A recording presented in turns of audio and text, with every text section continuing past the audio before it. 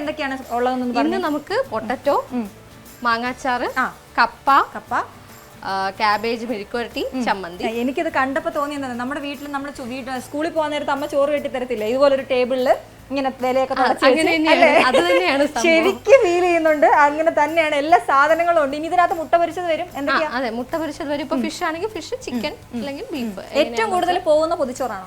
പൊതിച്ചോറാണ് പോകുന്നത്. അപ്പൊ അതിനകത്ത് ഏറ്റവും കൂടുതൽ പോകുന്ന ഫിഷ് ആണോ അതോ ചിക്കൻ? ഫിഷ്. അതുകൊണ്ട് നമ്മൾ ഫിഷ് ഏത് വേണം അങ്ങനെയുള്ള തീരുമാനങ്ങളെല്ലാം താങ്കൾ തന്നെയാണോ? അല്ല, നമ്മൾ ആക്ച്വലി ഡെയിലി അവൈലബിലിറ്റി പോലെ ഫിഷ് എടുക്കുന്നത്. ഫാമിലി ഉള്ള ആളുകൾക്ക് ഇങ്ങനെ ബിസിനസ് തുടങ്ങാൻ പറ്റുമോ? പറ്റുമായിരിക്കും. എന്റെ ഫ്രണ്ട്സ് ഒക്കെ ചെയ്യുന്നവരെ എനിക്കറിയാം. താങ്കൾ വിവാഹം ഒന്നും കഴിച്ചിട്ടില്ല. ചെറിയ കുട്ടിയൊന്നുമല്ല, പ്രായമൊക്കെ ഉണ്ട്.